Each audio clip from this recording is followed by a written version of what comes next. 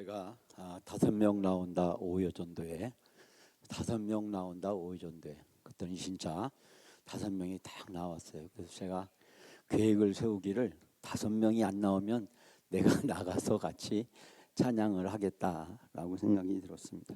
4명은 확실히 나오겠는데 한 분이 나올까 말까 제가 계산을 하다가 그래도 5명 나온다 오후전도에 체면이 있지 제가 5명을 채워주려고 했는데 오늘 5명이 딱 나오셨습니다. 근데 나오시는데 너무 열중하다 보니까 특송을 어떻게 해야 될지를 깜빡 잃어버려서 아주 또 기억에 남는 장면을 연출해 주셔서 너무나도 감사합니다. 우리 오유전니까 나이가 참 어려 보이죠. 이분들이 다 40대처럼 보이는데 알고 보면 다 60대예요. 60대. 기죠? 얼마나 은혜가 되는지 모릅니다. 성경에 보면 여성들에 대한 이야기가 참 많습니다. 저도 여자 덕분에 살아갑니다.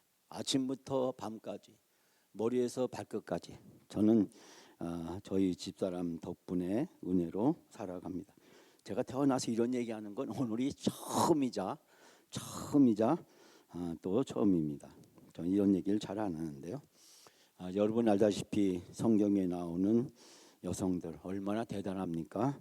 하와 최초로 남편의 갈비뼈로 다이어트에 성공한 여자랍니다. 성공한 여자. 그래서 이 남편의 갈비뼈로 다이어트에 성공을 해서 이 새로운 신 진료 기록을 세웠다라는 이야기가 있습니다. 옷을 맞출 것이 없어서 선악과에 입사하기로 옷을 해 입었다라는 그런 설이 있습니다. 롯의 아내 얼마나 성격이 급했냐면 남편이 불렀는데 말도 끝나기도 전에 뒤돌아봤다가 소금 기둥이 됐다라는 이야기가 있습니다. 남편 말을 너무 잘 들어가지고 끝까지 말을 들여다봐야 되는데 듣기도 전에 이름만 부르니까 또 뒤돌아봐가지고 소금 기둥이 되었다라는 그런 이야기가 있습니다. 사라 여러분이 잘 알죠? 아브라함의 아라. 사라는요 90세에 아이를 낳을 거란 이야기를 듣고 웃었다고 이야기를 합니다. 웃다가 불임이 치료가 되었다라는 성경에서 가장 최초의 웃음 치료의 기록을 세웠다라고 하는 그런 사례가 있습니다. 여러분 마르다와 마리아 손님이 왔을 때 어떻게 해야 되느냐? 배달 음식을 시킬 것인가? 아니면 정성껏 요리할 것인가를 가지고 오랜 논쟁이 있다. 그 논쟁이 2000년 동안 지금도 계속되고 있다라는 이야기가 있습니다. 여러분 데릴라 아시죠? 성경에서 헤어스타일을 가장 잘하는 여자분이랍니다. 남자 머리를 그냥 싹 밀어버렸다는 이야기가 있습니다. 삼손 여러분 기억하시죠? 막달라 마리아 제가 오늘 새벽에 잠깐 얘기했지만 세상에서 가장 무서운 여자랍니다. 왜 무서운 여자예요? 입건 없건 무조건 달라고 때를 쓰고 매달리기 때문에 막달라 마리아 너무 무서운 여자랍니다. 그런데 세상에서 믿음이 가장 좋은 여자가 있답니다. 그 여자가 누구냐면 오늘 성경에 나오는 마르다라고 이야기합니다. 오빠 나사로가 죽었는데 예수님에게 살려내라고 마르고 닳도록 매달렸다. 그래서 그 여자 이름이 마르다라고 하는 믿지 못할 이야기가 있습니다. 여러분 이런 말장난 같은 유머를 미국 사람들은 엄청 좋아해요. 미국 사람들은 이런 얘기만 꺼내기만 하면 그냥 전부 다 웃고 뒤로 자빠지고 넘어지고 난리가 난답니다. 근데 한국 사람들은 절대 안 웃는다고 이야기합니다. 특히 우리 영광교회 교인들은 이 정도 가지고는 뭐 절대 웃지도 않고 목사가 또 실없는 얘기한다 속으로 생각하고 계시리라고 생각이 듭니다.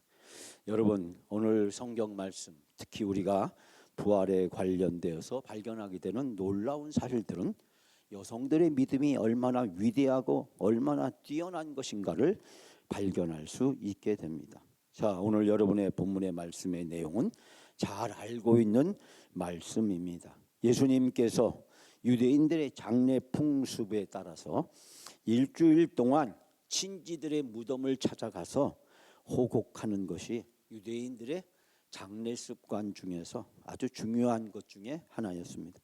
예수님께서도 아마 그 장례 풍습을 따라서 나사로의 무덤을 찾아가신 걸까요? 나사로의 무덤에서 예수님이 도대체 무슨 일이 있었을까요?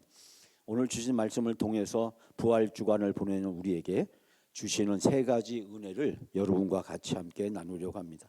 첫 번째, 부활의 신앙은 인간의 한계를 넘어선다라는 말씀입니다. 자, 우리가 오늘 주셨던 21절 말씀 다 같이 이 시간 함께 봉독합니다. 마르다가 예수께 여짜오되 주께서 여기 계셨더라면 내 오라버니가 죽지 아니하였겠나이다. 아멘. 여러분, 나사로가 죽은 지 며칠 됐습니까? 4일이 지났습니다. 4일이란 기간은 절망도 끝난 기간입니다. 절망할 수 있는 시간도 이미 다 지났고 슬퍼할 수 있는 시간도 이제 다 지나가고 있는 그런 시간입니다. 제가 방금 말씀드렸지만 유대인들은 장례가 나면 일주일 정도 그 잘 아는 친지들은 그 산소에 찾아가서 호곡하는 것이 유대인들의 장례 습관이자 풍습이었다라고 이야기합니다.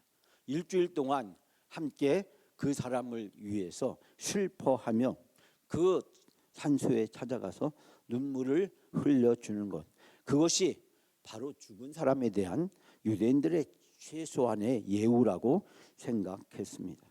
오늘 본문의 말씀에서 보면 나사로의 시신은 이미 4일이 지났고 썩은 냄새가 나고 있었습니다. 그때 주님께서 찾아오십니다. 많은 사람들은 생각하기를 아마 예수님이 유대인의 장례 풍습에 따라서 이 마르다와 마리아를 위로하기 위해서 오신 것은 아닐까라고 생각하셨을지 모릅니다. 그때 오늘 본문의 말씀에서 마르다는 예수님께 이야기합니다. 주님이 여기에 계셨더라면 내 오라비가 죽지 않았을 것입니다. 이 이야기는 주님을 향한 원망처럼 들립니다. 주님이 계시지 않았기 때문에, 주님이 빨리 오지 않으셨기 때문에 우리 오빠가 이렇게 죽었습니다. 즉 나사로의 죽음의 탓을 예수님께 돌리고 있는 것처럼 보입니다.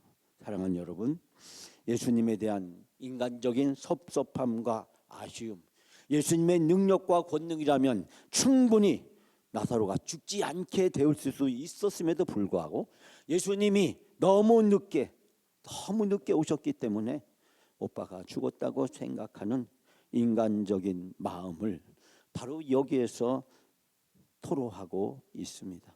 주님이 여기 계셨더라면 달라지지 않았을까? 오빠가 죽지 않게 되었지 않았을까? 라고 하는 그 상황에 우리는 여기서 발견하게 됩니다. 그러나 오늘 예수님은 그 마르다에게 나는 부활이요 생명이니 나를 믿는 자는 죽어도 살겠고 살아서 나를 믿는 사람은 영원히 죽지 아니할 것이니 내가 이것을 믿느냐고 마르다에게 되묻고 계십니다. 사랑하는 여러분, 주님의 능력을 살아있을 때만으로 제한하는 이 마르다, 인간적인 믿음의 한계를 보여줍니다. 우리들의 믿음은 바로 상황에 따라서 때로는 흔들리고 상황에 따라서 결정되는 경우가 얼마나 많이 있습니까? 마리아와 마르다 자매는 믿음이 좋은 자매였습니다.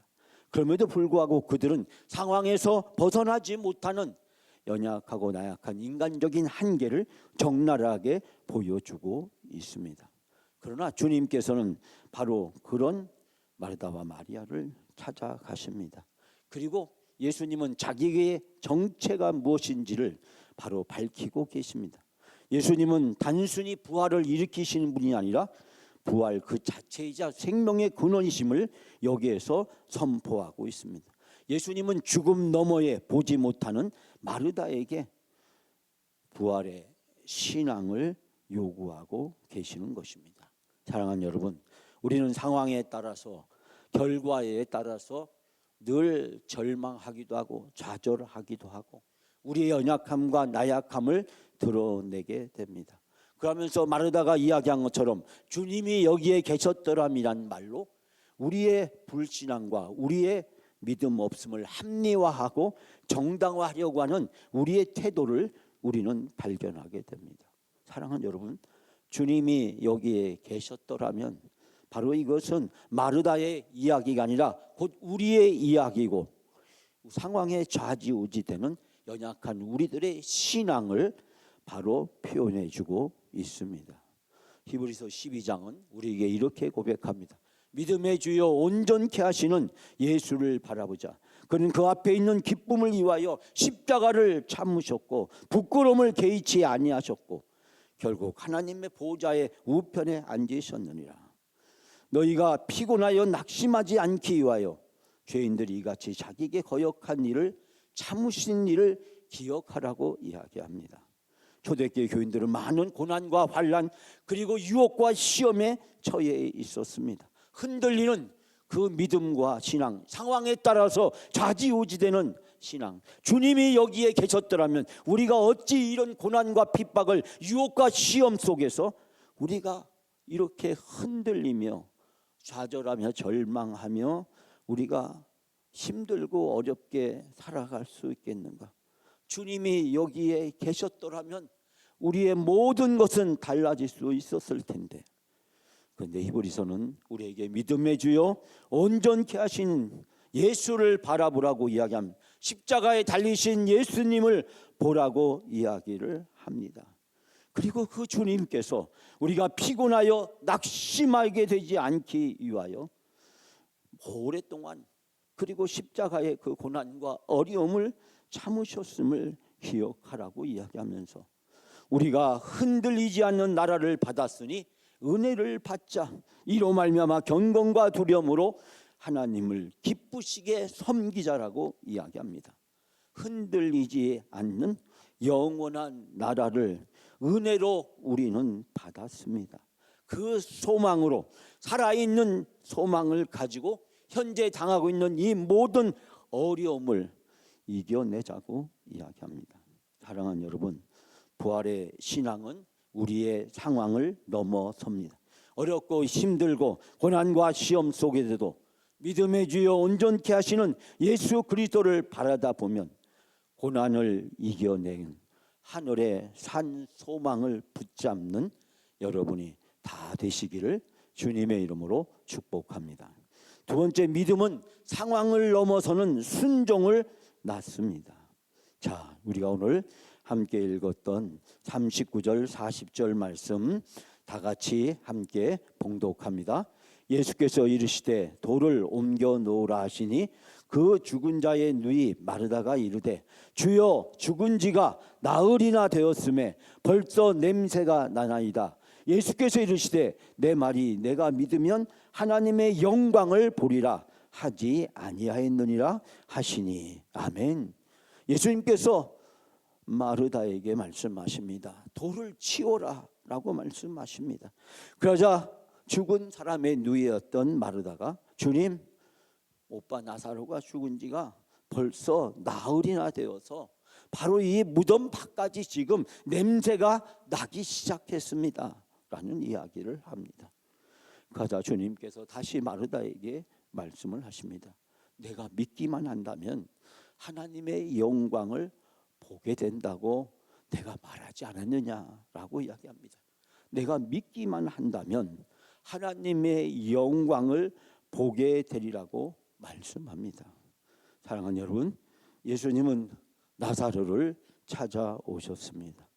여러분이 이런 이야기를 들은 적이 있을 것입니다. 나사로가 죽었다는 얘기를 듣고 예수님이 성급히 발을 옮겨서 나사로의 무덤을 찾았답니다. 그리고 무덤 앞에서 예수님이 나사로야 나오너라 소리를 쳤다고 합니다. 그러자 갑자기 무덤이 열리면서 나사로가 나왔습니다. 그러자 그 옆에 있었던 KBS, MBC, SBS 유튜버들이 카메라를 찍고 사진을 찍고 생방송을 하고 난리가 났답니다. 그러자 그 카메라 후레쉬 터지는 소리에 나사로가 깜짝 놀라서 나 살았어요 라고 그렇게 이야기를 했다라는 우스갯소리가 있습니다. 여러분, 예수님께서 나사로를 찾아오셨습니다. 그리고 나사로에게 말씀하십니다. 그 말씀을 하기 바로 직전에 돌을 옮겨 놓으라고 이야기합니다. 여기서 나흘이나 지났다. 나흘이란 것은 무엇을 얘기합니까? 한국 사람들이 가장 싫어하는 죽을 사자. 그래서 우리는 빌딩이나 건물을 지을 때 4층을 표기하지 않는 경우가 있고, 사자란 말을 아주 부정적인 말로 생각하는 경우가 얼마나 많습니까? 모든 인간의 가능성이 다 끝난 상태, 인간이 무엇인가를 더 이상 해볼 수 없는 상태, 모든 가능성은 끝났을 뿐만 아니라 절망조차도 이미 끝나버린 그 상황 속에서 예수님을 찾아오십니다. 많은 사람들은 무덤을 숭배하고 또 무덤을 중요하게 생각을 합니다. 여러분, 옛날 왕들은 무덤을 어마어마하게 꾸미지 않았습니까? 문화재가 발견되는 곳 대부분이 놀라운 것은 그런 무덤이었습니다. 공주에 가면 1971년도에 발굴된 문영왕릉이 있습니다. 그 문영왕릉의 가장 중요한 것을 가르쳐 주는 것은 바로 지석이라고 이야기합니다. 이 지석은 즉 땅의 신으로부터 자신의 모지터를 사들이기 위해서 계약의 내용을 기록해 놓은 돌판이라고 학자들은 그렇게 이야기합니다. 한자로 그 지석을 해석을 해보니까 이 문영왕릉은 자기 무덤에서 당시 화폐로 1만 문이라는 거금을 자신에게 바치면서 이 세상의 그 어떠한 법령도 자신의 무덤에 해당될 수 없다라고 하는 자기적인 선포를 했다라고 이야기합니다. 무덤이 자기를 영원히 지켜주고 보호해 줄 것처럼 생각되지만, 여러분, 그 무덤은 지금 어떻게 되어 있습니까? 사람들의 발길에 밟히고 구경거리가 되고, 그리고 일부 썩다 남은 유품들은 박물관의 눈요깃거리로 전시되어 있습니다. 중국 명나라 14대 황제의 무덤으로 알려져 있는 무덤이 발견됐는데, 여러분, 지하에 27m의 깊이에 요새와 같은 무덤을 만들었답니다. 그래서 그는 그 무덤을 만들면서 황제는 안심하지 못해서 지하 묘지의 입구로부터 묘실에 이르는 통로를 밖에서는 열 수 없도록 설계된 4개의 돌문을 만들어 세웠다고 합니다. 아무도 이 무덤에 들어오지 못하리라. 죽은 이후에 그 누구도 나를 침범할 수 없다. 여러분, 이집트의 피라미드는 세계 최고의 무덤으로 알려져 있습니다. 그런데 수백 년이, 수천 년이 지난 지금 이 왕들의 무덤은 어떻게 되었습니까? 영국의 대형 박물관에, 파리의 루브르 박물관에, 로마의 바티칸 박물관, 뉴욕에 있는 센트럴 박물관에 가보면 그 황제들의 유품들이 관광객들의 전시품으로 눈요깃거리로 전락되어 있는 것을 보게 됩니다. 여러분, 무덤이라는 것, 우리 인생의 최종의 목적지입니까? 목표입니까? 그 무덤을 화려하고 웅장하고 거대하게 꾸려놓은들, 그것이 도굴꾼들에 의해서 유린당하고 약탈당하고 그리고 관광객들의 눈요깃기로 전락해버린 무덤이 우리의 미래를 보장해 주지 않습니다. 오늘 예수님은 그 무덤의 문을 여십니다. 그리고 그 무덤 속에 있는 나사로에게 나오라고 말씀을 하십니다. 사랑하는 여러분, 예수님이 말씀하시자 무슨 일이 일어났습니까? 놀라운 일이 일어났습니다. 죽은 나사로가 다시 살아나게 된 것입니다. 자연과 우주의 법칙을 뛰어넘는 놀라운 기적과 능력이 나타나게 된 것입니다. 오늘 새벽에도 이번 한 주간도 말씀을 드렸듯이 십자가에 죽으신 예수님을 장례 지내기 위해서 안식 후 첫날 여인들이 무덤에 찾아갑니다. 두려움을 이겨내고 그들은 무덤으로 가면서 근심과 걱정을 합니다. 누가 우리를 위하여 무덤에 그 큰 돌을 치워주겠냐. 장례를 위해서 향품을 준비했습니다. 무덤의 위치도 알아두었습니다. 두려움과 근심을 극복하고 그들은 무덤을 향해서 갑니다. 그러나 그들에게 가장 중요한 것이 준비되어 있지 않았습니다. 자기들 힘으로 해결할 수 없는 문제, 무덤을 가로막고 있는 엄청난 큰 돌을 누가 굴려 주겠느냐? 그 무덤을 어떻게 열 수 있을까? 그들은 가장 중요한 것을 준비되지 않은 채 무덤을 향해서 가고 있었습니다. 사랑하는 여러분, 그런데 그들이 무덤에 도착했을 때 무슨 일이 생겼습니까? 무덤의 문은 열려져 있었고 무덤은 비어 있었고 죽으신 줄 알았던 예수님은 다시 부활하여 살아나셨습니다.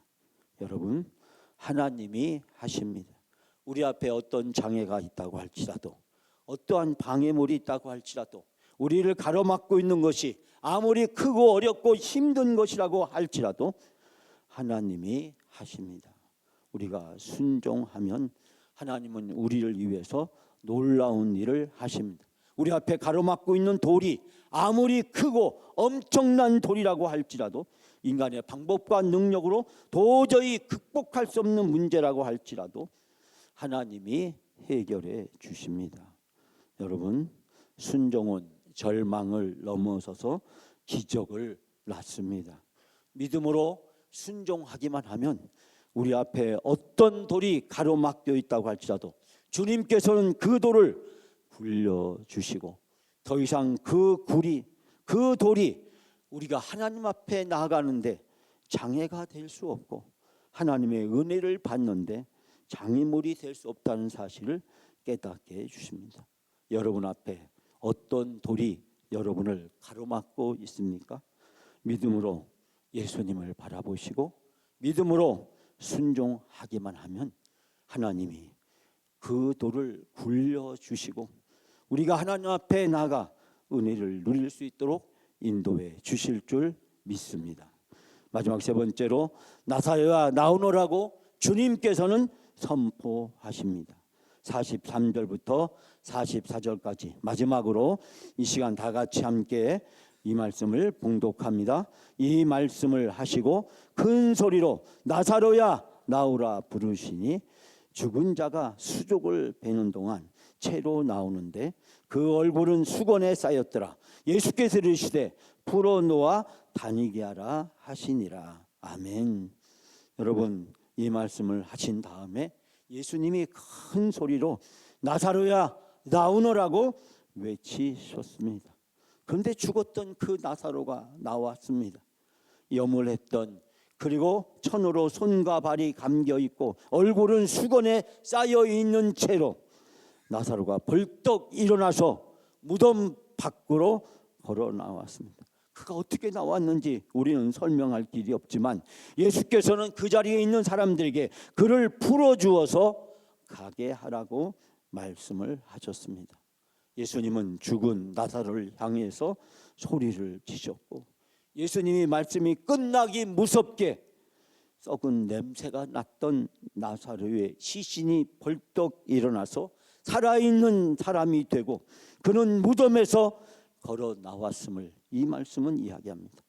예수님의 말씀은 죽음도 굴복시켜 주시는 능력을 보여주십니다. 예수님이 영광을 받으시고 하나님이 어떤 분이신지를 바로 이 자리에서 예수님은 증명해 주셨습니다. 사랑하는 여러분, 예수님은 바로 부활의 능력이고 모든 생명의 근원이셨음을 바로 우리는 이 말씀을 통해서 발견할 수 있게 됩니다. 사람의 생사화복과 우주 만물의 모든 질서를 다스리시는, 그리고 그 모든 것을 주관하시는 하나님이심을 우리는 여기에서 발견하게 됩니다. 수의를 감은 채로 나온 그 나사로를 향해서 예수님은 온전한 자유를 선포해 주십니다. 우리도 묶여있던 죄와 두려움이 있다고 한다면 부활하신 예수 그리스도를 통해서 우리가 그 모든 두려움과 공포로부터 벗어날 수 있고 참된 자유와 행복과 기쁨을 베풀어 주십니다. 사랑하는 여러분, 이 사건은 바로 예수님이 어떠한 분이신가를 보여주십니다. 죽음까지도 뛰어넘으시는 예수님 앞에 그 어떤 것도 장애가 될 수 없음을 우리는 이 말씀을 통해서 깨닫게 됩니다. 사랑하는 여러분, 우리의 인생의 최종 목적지는 무덤이 아닙니다. 황제들은 영생 불사를 꿈꾸면서 최고의 무덤을 만들었습니다. 그 무덤 안에서 다시 부활하고 영원히 살 꿈을 그들은 꾸었습니다. 그들은 최고의 권력과 물질과 기술을 가지고 난공불락보다 더 견고하고 보안이 잘 되는 무덤을 만들었지만 도굴꾼들에게 털리지 않는 무덤이 없고 그 모든 유적은 결국 박물관에 구경꾼들의 관광객들의 눈요깃거리로 다 전락해버리고 말았습니다. 무덤이 우리 인생의 목적지가 아니고 언젠가는 우리가 그 무덤에 묻히게 되겠지만 우리의 최종의 우리의 인생의 목적지는 이 세상에 있는 것이 아니라 하나님 나라 천국에 있음을 우리에게 말씀해 주고 있습니다. 영원한 소망은 어디에 있습니까? 우리의 미래의 목적지는 무덤에 묻히는 것이 아니라 예수님과 함께 부활하여 천국에서 영생복락하는 것입니다. 오늘 우리를 향해서 눈물을 흘리시면서 나는 부활이요 생명이라고 말씀하시는 예수 그리스도, 믿음의 주여 우리를 온전케 해주시는 예수 그리스도, 우리를 구원하시기 위해서 십자가에 기꺼이 죽으신 예수 그리스도, 그리고 다시 부활하신 예수 그리스도, 그리고 우리를 찾아오셔서 믿음이 없는 우리를 위로하시면서 우리의 상처와 아픔을 치료해 주시고 우리의 참된 소망을 주시는 그 예수 그리스도, 의심의 돌을 옮겨놓고 주님의 말씀에 순종하게 될 때 하나님은 예수 그리스도를 통해서 우리에게 사망이 생명으로 바뀌는 놀라운 은혜를 부어 주실 줄 믿습니다. 사랑하는 여러분, 인간의 그 절망의 끝자리에서 아무것도 할 수 없어서 눈물로 보내던 바로 그 상황에 주님은 찾아오셨고 주님은 그 상황을 역전시키셨습니다. 사랑하는 여러분, 부활하신 주님이 우리를 찾아오시면 그리고 우리와 함께 하시면 우리 인생의 대역전이 대반전이 우리에게 이루어지고 새로운 희망의 역사가 펼쳐지게 될 줄 믿습니다. 우리가 지금 처해 있는 상황이 어떠한 상황이든지 간에 앞으로 우리가 부딪히게 될 상황이 어떠한 상황이든지 간에 부활하신 예수 그리스도와 함께 동행하게 될 때, 그 예수님께 순종하게 될 때 그 예수님은 우리의 상황을, 우리의 삶을 대반전시키는 위대한 능력의 역사를 펼쳐 보여주실 줄 믿습니다. 2020년을 시작하면서 우리는 사순절을 통해 예수님의 말씀을 묵상하면서 사순절 기간을 함께 보냈습니다.